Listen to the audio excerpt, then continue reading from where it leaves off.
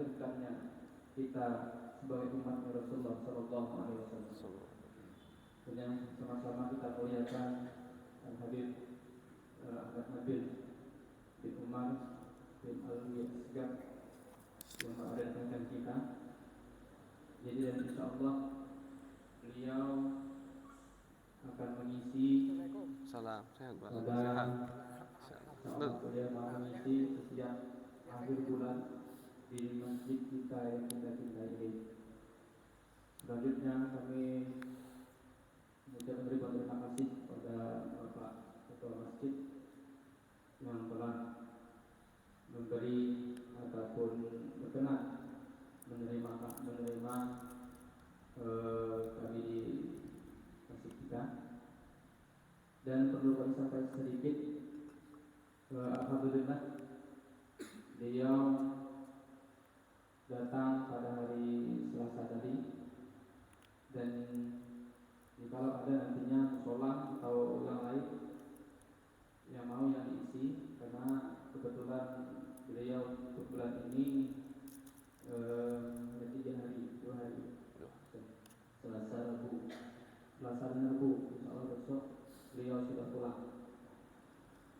Dan untuk selanjutnya mari kita bersama-sama menyimak pengajian rutinitas bulanan akhir bulan, dan insya Allah di masjid kita diisi oleh Habib Ahmad Nabil bin Umar Abu Yan, dan beliau adalah anak dari guru kita Al-Abu Yan Habib Umar bin Ali Asgar, dan dulunya pernah di masjid. Bapaknya itu pernah 2 kali di masjid, tapi 2 kali di masjid, 2 kali di pengajian buka di masjid, 2 kali.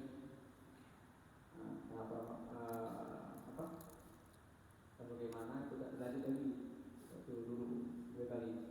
Mudah-mudahan anak beliau mungkin insya Allah secara rutinitas untuk akhir bulan. Mungkin ini yang dapat kami sampaikan. Lebih dan kurang kami mohon maaf yang sebesar-besarnya.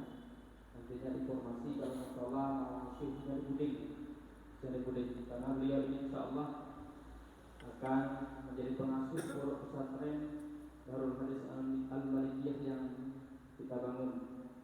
Insya Allah mudah-mudahan Allah panjangkan umurnya. Beliau akan pindah ke kampung kita Desa Buripisan. Ini kakak ketua dari Habib Hasan yang waktu bulan puasa hari. Nah, ini kakak tua, kakak ketua. Jadi beliau keluaran artinya dari salah satu murid daripada Al-Abuya Habib Ahmad bin Muhammad Al-Maliki Makkah Al-Mukarramah. Mungkin ini yang dapat saya sampaikan. Assalamualaikum warahmatullahi taala wabarakatuh. Dan kami persilakan kepada beliau waktu yang seluas-luasnya. Dan nantinya ada pertanyaan. Jadi setiap pengajian kita ada diisi pertanyaan. Kalau ada para jemaah untuk bertanya atau bertanya apapun, kami persilakan.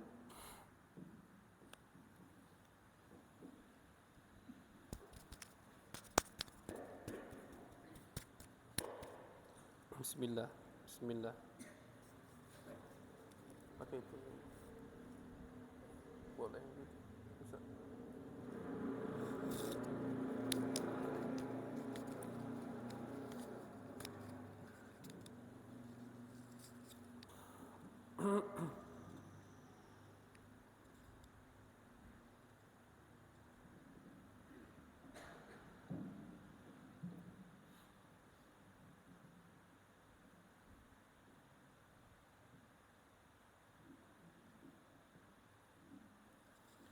Bismillahirrahmanirrahim. Assalamualaikum warahmatullahi wabarakatuh. Alhamdulillahi rabbil alamin. وبه نستعين على أمور الدنيا والدين وصلى الله على سيدنا محمد خاتم النبيين وعلى آله وصحبه أجمعين.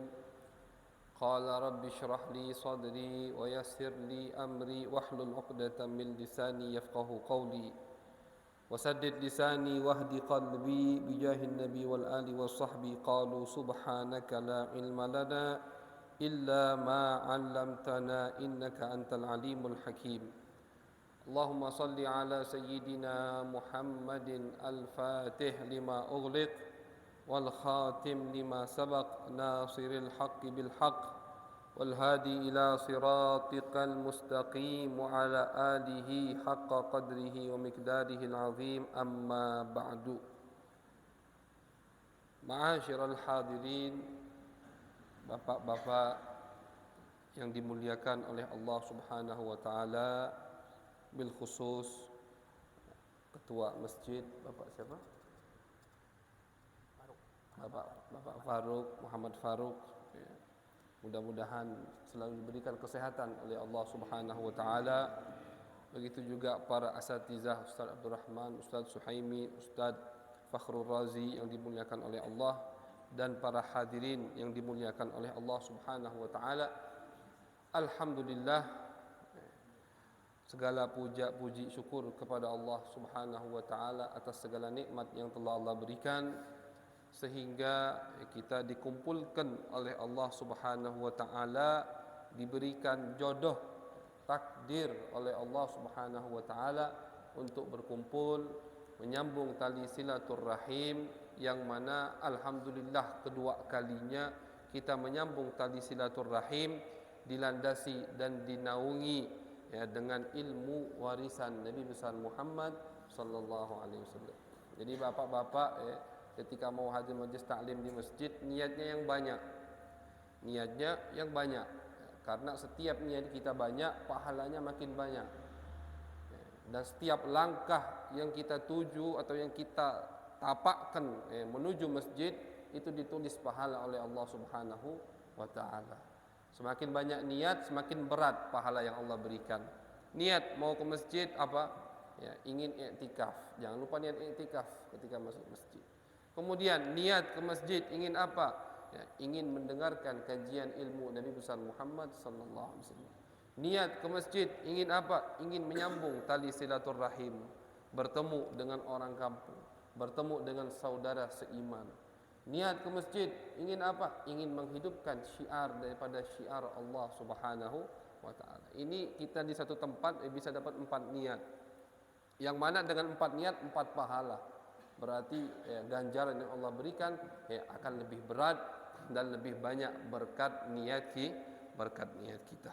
Jadi pintar-pintar kita ini ngambil niat agar pahalanya banyak dari Allah Subhanahu wa taala. Jadi alhamdulillah di malam hari ini, malam pembukaan daripada pertemuan kita yang insya-Allah setiap bulannya akan kita lanjutkan.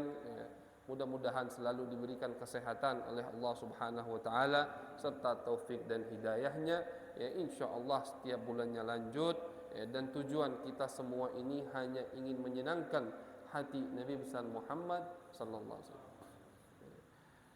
Di zaman sekarang ini, ma'asyiral hadirin, tidak ada hal yang lebih menyenangkan Nabi kecuali menuntut ilmu. Hadir majlis ta'lim, mendengar kajian-kajian, mendengar hadis-hadis Nabi besar Muhammad sallallahu alaihi wasallam. Itu hal yang paling menyenangkan hati Nabi.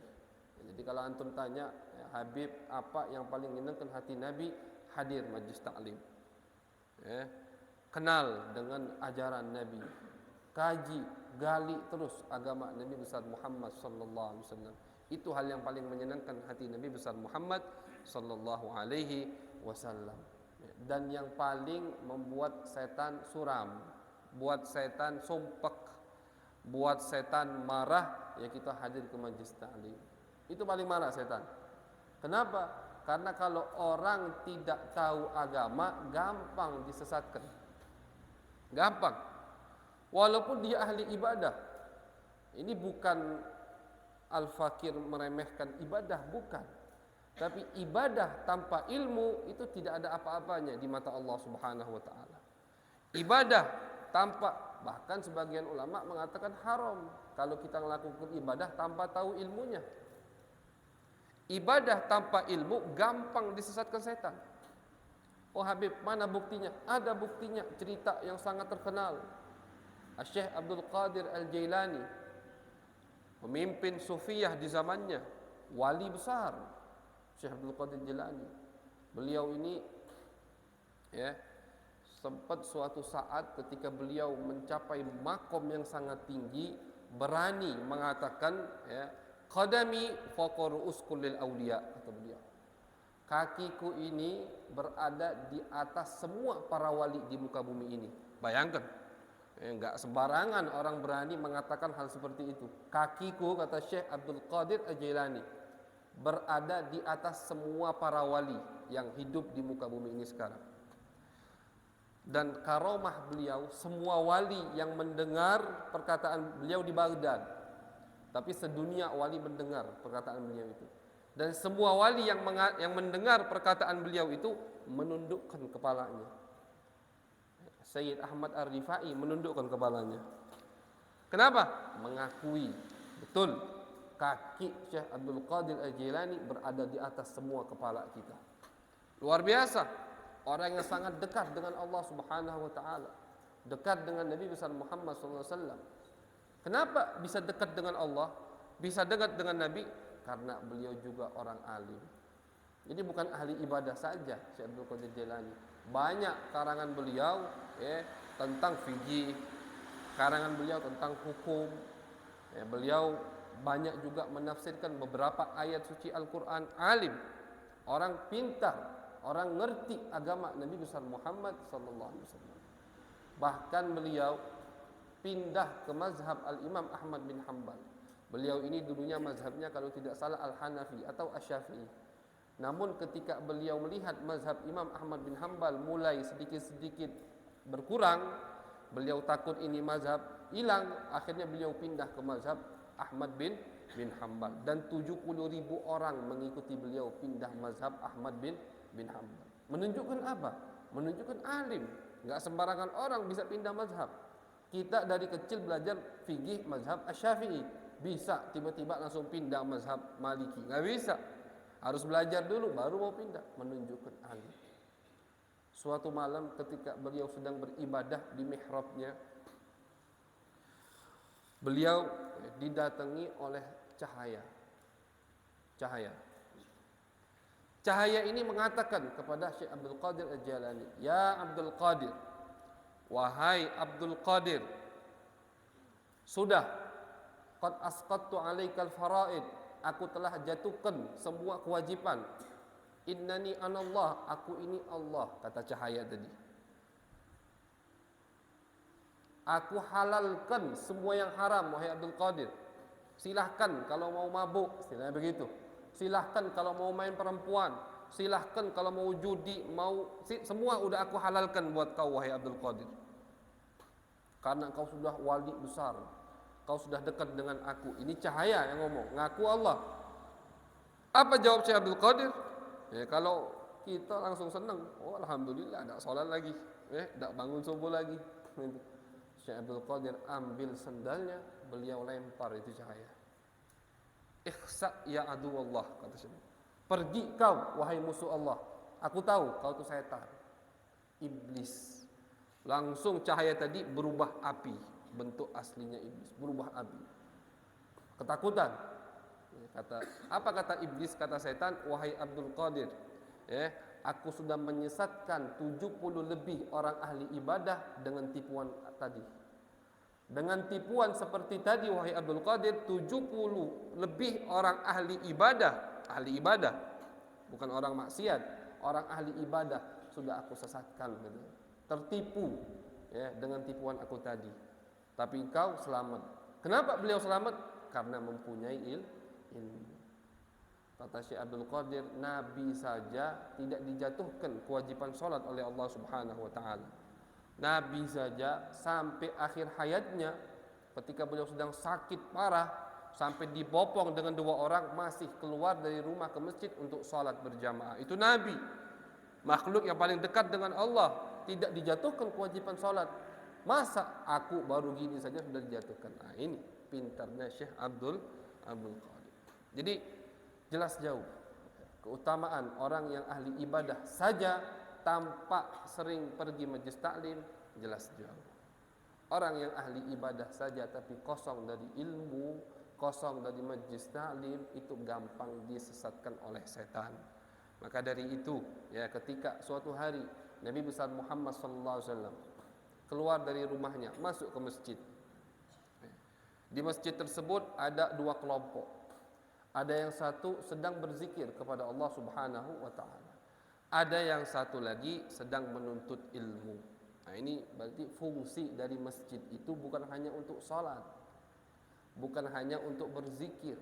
Termasuk fungsi daripada masjid, ya, harus kita adakan di masjid tersebut kegiatan kajian ilmu Nabi besar Muhammad sallallahu alaihi wasallam. Karena kalau kita baca sejarah, ma'asyarul hadirin, dari zaman Nabi sampai mungkin 300-400 tahun terakhir kemarin, itu baru ada namanya pondok pesantren. Sebelumnya, di mana Imam Syafi'i belajar sama Imam Malik? Di masjid. Imam Syafi'i mendengar dari awal sampai akhir hadis Imam Malik yang bernama Al-Muwatta itu di masjid. Imam Malik 40, 60 tahun, 70 tahun beliau mengajar di mana? Di masjid. Jadi fungsi dari masjid termasuk fungsi terbesarnya selain sholat berjamaah, yaitu kita adakan kajian-kajian ilmu Nabi besar Muhammad sallallahu alaihi wasallam. Karena ilmu itu bukan hanya khusus orang di pondok pesantren. Beb, aku lah tua, Beb. Nak belajar apa lagi, Beb? Jangan, salah itu. Aku lah umur, Beb, kata dia. Sago ngapal, Beb, tak usah dihafal. Tenang, majlis Habib kata hafalan. Cuman hadir, duduk, dengar, duduk manis cukup dah, alhamdulillah.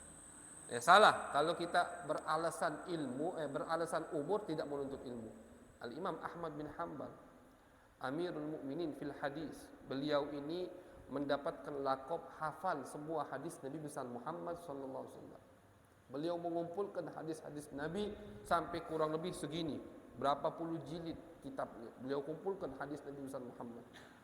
Pengikutnya ratusan ribu. Mazhab sudah punya, terbentuk pemikiran dari syariatnya. Tapi masih dilihat oleh muridnya ketika sudah tua, udah uban semua, masih bawa buku sama pena, alat tempat tulis, ya, mungkin bukan kertas dulu, ya. Mungkin pelopak korma atau kayu gitu. Masih bawa sama tinta. Ditanya sama murid-muridnya, wahai imam, antum ini tidak perlu lagi bawa buku istilahnya. Hafalan luar biasa, alim udah luar, mazhab sudah ada. Buat apa lagi bawa buku, bawa pena? Seakan-akan masih ingin menyatat faidah. Apa jawab Imam Ahmad bin Hanbal? Ma'al mahbarah ilal makbarah. Aku akan bawa terus buku dan pulpen ini dari aku kecil, ya, sampai aku meninggal. Ini dari aku kecil sampai aku meninggal. Artinya tidak ada batasan untuk menuntut ilmu. Kita saja ketika pulang dari Mekah, itu nasihat daripada guru kita Abuya Sayyid Ahmad bin Muhammad Alawi Al-Maniki Al-Hasani, mazil tataliban. Kau jangan sombong, jangan ngerasa sudah cukup ilmu, tidak mau belajar. Jangan ngerasa sudah 10 tahun di Mekah, lulus sudah, tidak galak belajar lagi, tidak. Mazil tataliban, kau masih membawa daripada lakop talibul ilmi, penuntut ilmu. Bahkan beliau sendiri dan ayahnya Abuya Sayyid Muhammad mengatakan, mazil tu taliban, aku ini masih santri, aku ini masih penuntut ilmu. Ya. Selain daripada, ya, keutamaan yang luar biasa Allah berikan untuk penuntut ilmu, jadi jangan kita, yang dapat gelar penuntut ilmu hanya anak pondok pesantren. Jangan. Kita juga pengen mendapatkan gelar penuntut ilmu. Walaupun kita kerja, kita di toko, kita di pasar, kita di sawah, tidak apa. Tapi malamnya status kita talibul ilmi. Status kita ketika hadir majlis taklim termasuk umat Nabi yang menuntut, karena fadilah keutamaan yang menuntut ilmu sangat luar biasa. Banyak sekali hadis-hadis Nabi besar Muhammad SAW itu memuji daripada penuntut ilmu, yang mana ketika kita hadir majlis taklim, kita juga dinamakan daripada penuntut ilmu Nabi besar Muhammad SAW. Jadi Nabi tadi keluar, masuk ke masjid, melihat ada dua kelompok di masjid. Kelompok pertama lagi zikir, kelompok kedua lagi menuntut ilmu, muzakarah, lagi membahas ayat suci Al-Quran, lagi membahas hadis-hadis Nabi besar Muhammad SAW. Apa kata Nabi? Kilahuma khair, kata Nabi. Dua-duanya bagus. Majlis ini bagus, kata Nabi, majlis ini bagus. Sudah, Nabi diam, akan tetapi Nabi duduk di majlis ilmu. Duduk di majlis ilmu. Bukan duduk di majlis zikir, duduk di majlis ilmu. Dan beliau mengatakan, innama bu'istu mu'allima. Aku ini diutus sebagai pengajar, sebagai guru, kata Nabi besar Muhammad sallallahu alaihi wasallam. Kata ulama menunjukkan bahwasannya majlis ilmu lebih mulia daripada majlis zikir. Kenapa? Kalau majlis zikir lebih mulia, pasti Nabi duduk di situ, karena Nabi manusia yang paling mulia, manusia yang paling sempurna. Tidak ada tempat yang didatangi oleh Nabi kecuali tempat itu tempat yang paling mulia dan paling sempurna. Jadi ketika Nabi lebih memilih untuk duduk di majlis ilmu, menunjukkan bahwasannya majlis ilmu lebih mulia daripada majlis zikir. Tapi bukan artinya Habib sudah tidak usah zikir, kalau itu salah juga. Karena jalan kita kepada Allah, agar kita dekat dengan Allah Subhanahu wa taala, zikir kita harus zikir, belajar juga kita harus belajar. Ada waktunya kita berzikir, ada waktunya kita memegang tasbih, ada waktunya kita bersolawat kepada Nabi besar Muhammad SAW. Ada waktunya kita membaca Al-Quran. Ada waktunya kita qiyamul lail, bangun di tengah malam. Ada waktunya juga kita mengkaji ilmu Nabi besar Muhammad SAW.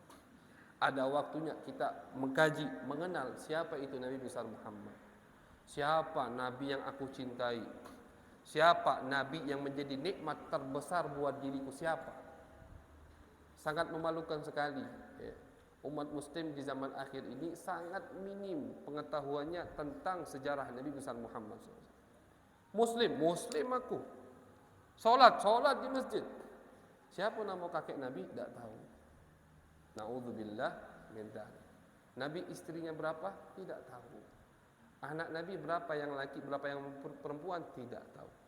Nabi di Mekah berapa tahun, di Madinah berapa tahun, umur Nabi berapa tahun? Tidak tahu. Ini memalukan sekali. Memalukan. Masa kita kalah sama Yahudi sama Nasrani? Yahudi Nasrani itu lebih mengenali Nabi, bahkan lebih daripada mereka mengenali anak-anak mereka. Bagaimana? Begini kata ulama. Ketika kita punya anak, punya putri, misalkan, maaf Pak, bagian-bagian yang tidak pantas untuk ayah ibunya melihat, ketika anak ini sudah dewasa, ayah ibu tidak melihat. Tidak tahu ada apa di bagian tersebut, gitu kan? Apakah ada goresan, apakah ada bekas luka, tidak tahu gitu. Karena anak ini sudah dewasa, tidak mungkin bapak mau melihat auratnya, kan gitu. Tapi Nabi besar Muhammad SAW, sifat beliau detail luar biasa di dalam kitab Taurat dan kitab Injil. Makanya mereka lebih mengenali Nabi daripada mengenali anak mereka. Tahu semua sifat Nabi. Kita yang punya anak mungkin tidak tahu 100% sifat anaknya. Anak bisa saja di depan bapaknya bagus, di belakang jelek, kan begitu. Di depan bapaknya alep, di belakangnya garang, begitu.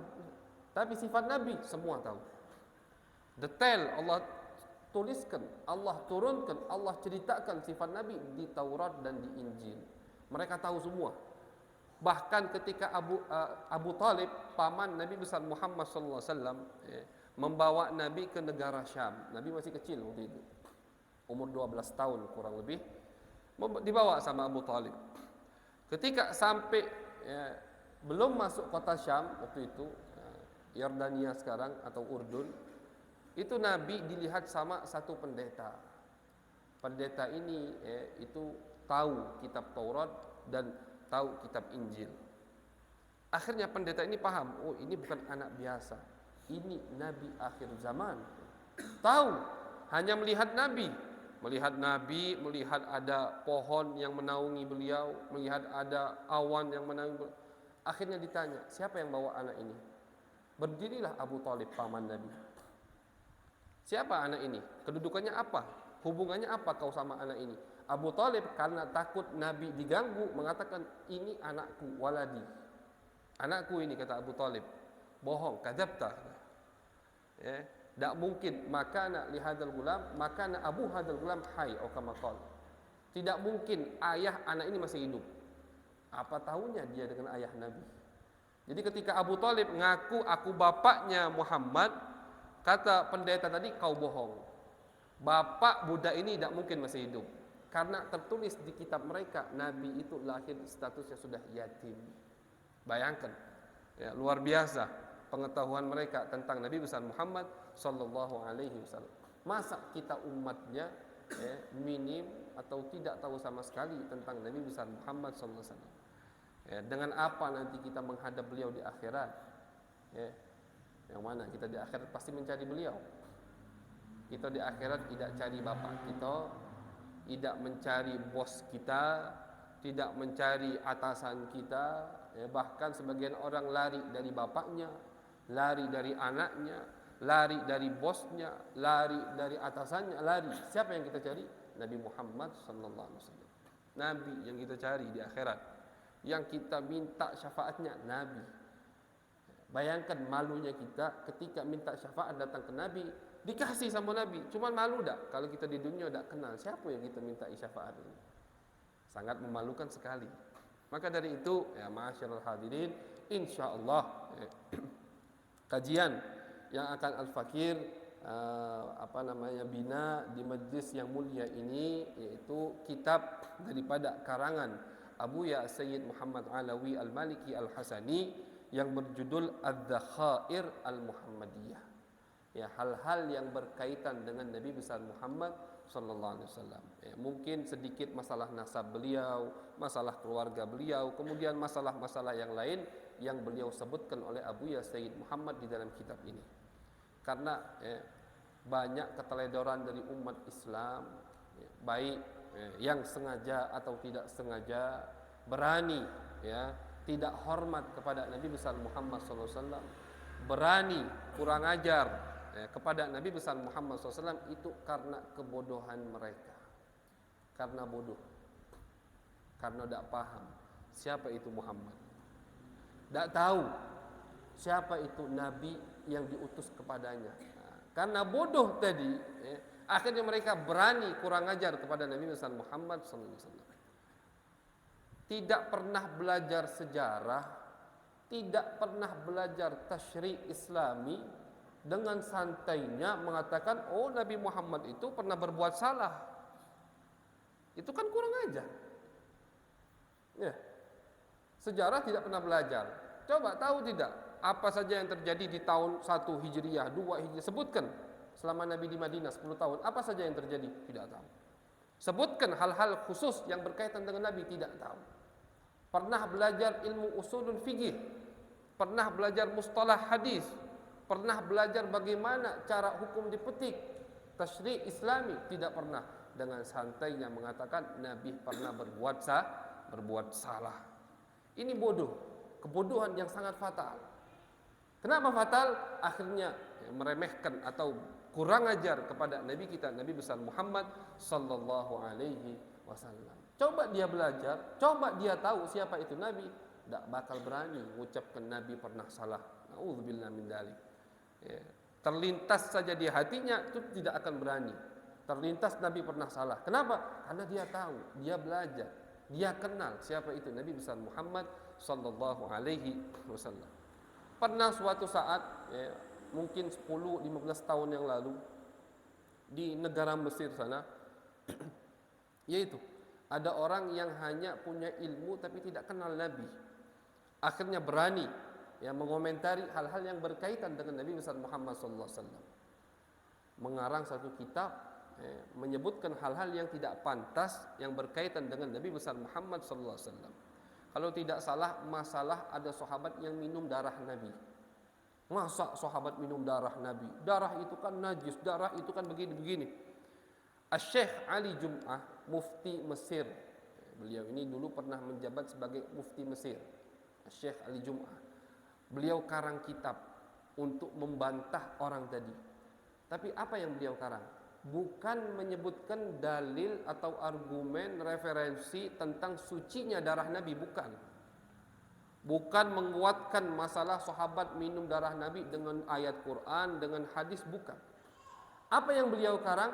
Yang beliau karang tentang hal-hal yang berkaitan dengan sejarah Nabi besar Muhammad sallallahu alaihi wasallam. Beliau karang siapa itu Nabi, namanya, lahirnya di mana, bagaimana Allah berikan nikmat dan kemuliaan yang Allah berikan buat Nabi. Itu yang beliau karang. Ketika ditanya sama seorang muridnya, "Wahai Syekh, kenapa jawabannya kitab seperti ini kandungannya?" Seharusnya kan kalau mau ngebantah kitab tersebut, yaitu dalil-dalil atau hadis-hadis, ayat suci Al-Quran. Apa kata Syekh Ali Jum'ah? Kalau aku jawab fitnah atau jawab perkataan, pernyataan dia di kitab dia dengan dalil, besok dia nyari masalah yang lain. Masalah sahabat misalkan ludah Nabi diusap-usap ke badan, besok dia bahas itu nanti. Tapi aku langsung berantas, dikalahkan dari asalnya, dari istilahnya sumbernya, asbab musabbabnya. Kenapa orang ini berani mengatakan hal seperti itu? Apa kata Syekh Ali Jum'ah? Karena kebodohannya tentang Nabi besar Muhammad sallallahu alaihi wasallam. Jadi kalau aku sudah jawab ke ini, besok dia mau ngarang apa lagi, mau nulis apa lagi tentang Nabi, udah ada jawabannya. Siapa itu Nabi besar Muhammad sallallahu alaihi wasallam? Karena orang yang tahu Nabi, orang yang kenal dengan Nabi, tidak mungkin merasa aneh ketika mendengar ada sahabat meminum darah Nabi. Orang yang kenal dengan Nabi, tahu sejarah Nabi, tahu siapa itu Nabi besar Muhammad, bagaimana kedudukannya di sisi Allah, tidak akan aneh ketika mendengar ada sahabat ngusap ludah Nabi ke badan mereka. Kan begitu? Nabi itu kalau berludah, ludahnya tidak pernah jatuh ke bumi. Sama sahabat diambil, ngambil berkah dari ludah Nabi besar Muhammad SAW. Ludahnya itu diambil, berebut, diusap ke badan mereka. Yang tidak dapat, ngambil yang dapat, ngambil dari badan yang dapat, diusap ke badan. Tidak pernah ludahnya beliau itu jatuh ke muka bumi. Bekas wudhu Nabi tidak pernah dibuang, pasti diminum, ada yang dibuat mandi sama sahabat. Nah, kalau orang yang tahu hakikat atau sedikit tahu tentang Nabi, karena tidak ada yang tahu hakikat Nabi kecuali Allah Subhanahu wa taala. Laisa yadri qadral habib siwa Allah, kata Al-Imam Al-Busiri. Famadha yaquluhu al-fusaha'u. Tidak ada yang tahu hakikat 100% siapa itu Nabi kecuali Allah Subhanahu wa taala. Baik kita mau membaca kitab sejarah yang 10 jilid, yang 15 jilid, tidak bakal kita sampai ke hakikat daripada Nabi besar Muhammad sallallahu alaihi wasallam. Orang yang tahu sedikit tentang Nabi tidak akan merasa aneh ketika mendengar sahabat ludah Nabi bahkan ada sahabat yang meminum air kencing Nabi. Tidak akan merasa aneh. Kenapa? Karena tahu siapa itu Nabi besar Muhammad. Karena dia tahu ludah Nabi bukan seperti ludah kita. Karena dia tahu darah Nabi beda dengan darah kita. Karena dia tahu kotoran yang keluar dari Nabi bukan seperti kotoran kita. Kotoran Nabi itu kalau keluar langsung ditelan sama bumi. Bumi ngambil berkah dari kotoran Nabi besar Muhammad sallallahu alaihi wasallam. Begitu. Karena tahu, tidak akan komentar sembarangan. Karena tahu, maka dari itu Allah mengatakan di dalam Al-Qur'an, hal yastawil ladzina ya'lamun wal ladzina la ya'lamun. Apakah sama, kata Allah, orang yang tahu dan orang yang tidak tahu? Ini tidak perlu dijawab, makanya sama Allah tidak dijawab. Jelas la yastawun, jelas tidak sama. Orang yang tahu dan orang yang tidak tahu jelas tidak sama. Orang yang tidak tahu bagaimana mau cinta dengan Nabi besar Muhammad SAW. Nak cinta sama Nabi cak malu. Tapi kalau ditanya cinta sama Nabi, oh cinta aku sama Nabi. Pernah salawat? Tak pernah salawat. Cinta sama Nabi, cinta sama Nabi. Pernah hadir majlis taklim? Tak pernah hadir majlis taklim. Cinta sama Nabi, cinta sama Nabi. Bagaimana solatmu? Rutin tak solat tiap hari 5 kali 5 waktu? Bolong-bolong, jarang rutin. Ini berarti bohong, tidak cinta. Kenapa? Banyak kebohongan di dalam cinta kepada Nabi di zaman akhir, karena banyak juga kekosongan kita untuk mengenal siapa itu Nabi besar Muhammad sallallahu alaihi wasallam. Jadi insyaallah dengan kita rutin hadir majlis ta'lim, yang mana ini paling menyenangkan hati Nabi besar Muhammad sallallahu alaihi wasallam. Paling menyenangkan hati Nabi. Ya, karena Nabi paling senang orang yang belajar.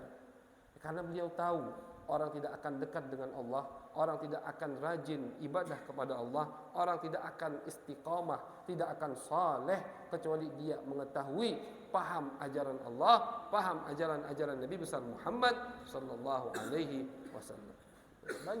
Banyak masyaallah hadirin. Sampai Al-Imam Ibnu Abdul Bar itu mengarang 2 kitab, 2 jilid, satu kitab 2 jilid namanya Jami'u Bayanil Ilmi wa Fadlih. Disebutkan sama beliau semua hadis yang Nabi ucapkan, yang Nabi janjikan untuk penuntut ilmu. Banyak hadis untuk ilmu itu, luar biasa. Tapi tadi sekali lagi bukan Habib ngomong seperti ini meremehkan atau menjatuhkan orang yang berzikir atau majlis zikir. Digabung, jangan dipisah-pisah. Karena di Palembang itu banyak kejadian seperti itu.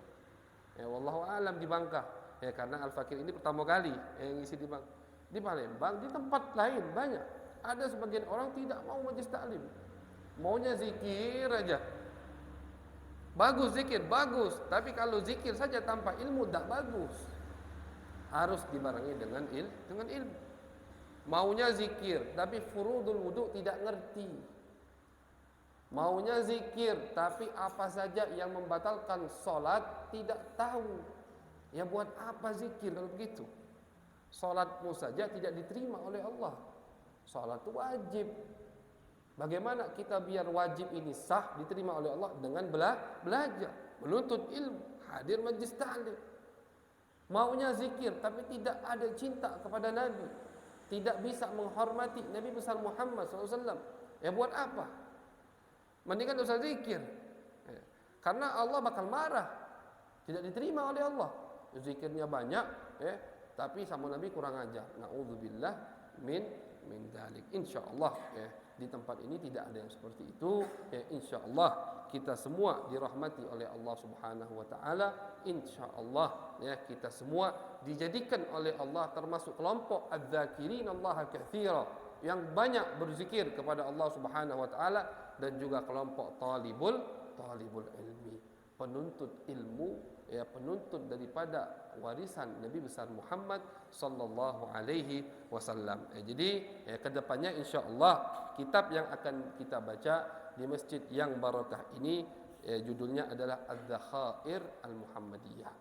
Adz-Dzakhair Al-Muhammadiyah ini karangan yang termasuk karangan luar biasa daripada Abuya Sayyid Muhammad Alawi Al-Maliki Al-Hasani. Jadi ini keberuntungan buat kita semua. Bukan hanya buat antum, tapi buat ana juga. Ini nikmat yang sangat besar, ghanimah yang sangat besar, karena kita membaca kitab yang sangat luar biasa. Kitab ini ma'asyarul hadirin asalnya tidak mau disebarkan oleh Abuya, tidak mau dikarang, tidak mau dicetak. Tapi banyak yang minta, ulama-ulama yang minta ketika membaca, tahu, dilihat sama ulama-ulama. Ini kata beliau bukan hasil setahun 2 tahun, tapi ini hasil puluhan tahun.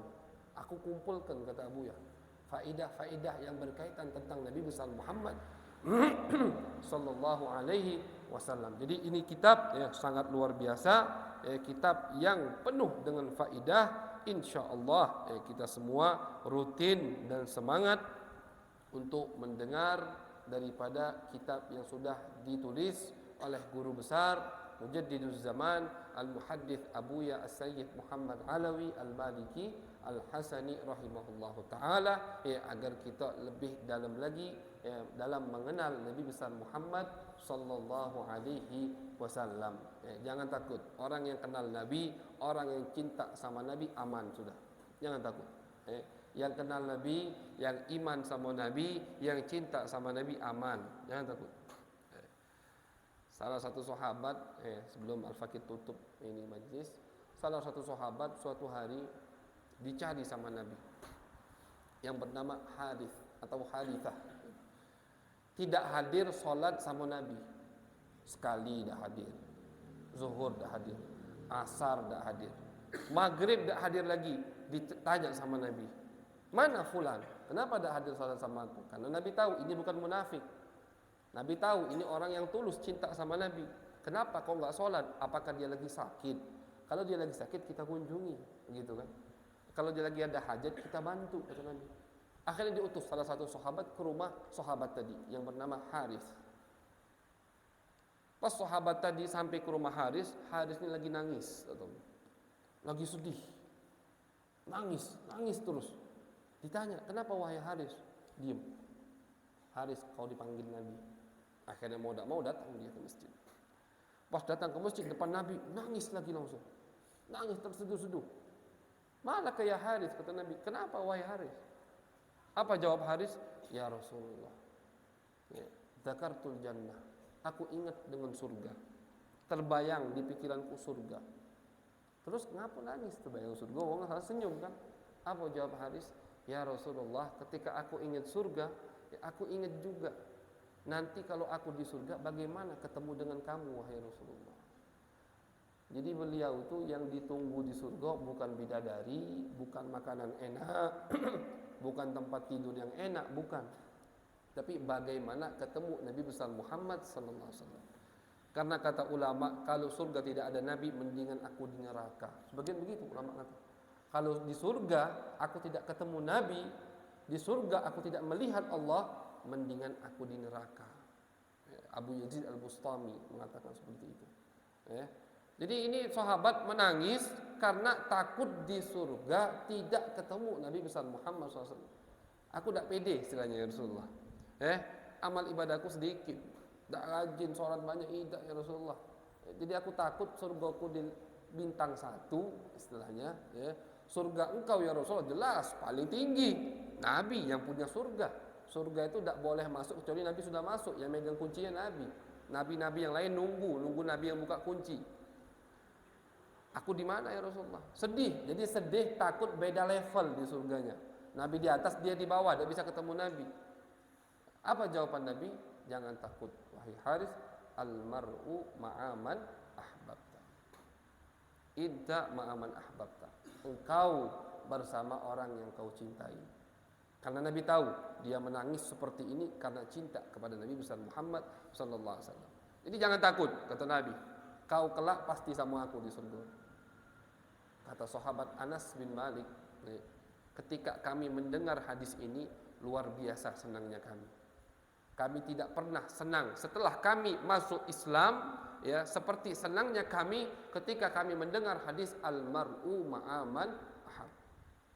Orang itu bersama yang dia cintai, bersama yang dia idolakan. Itu orang di akhirat nanti. Nah, ini juga teguran buat kita. Siapa yang kita idolakan di dunia ini? Nabi. Kalau memang betul kita idolakan Nabi, ayo, tahu tidak kau tentang hal-hal yang berkaitan dengan Nabi besar Muhammad sallallahu alaihi wasallam. Jadi dengan kita lebih kenal dengan Nabi, lama kelamaan pasti cinta yang luar biasa timbul dari hati kita. Cinta yang luar biasa untuk Nabi besar Muhammad sallallahu alaihi wasallam.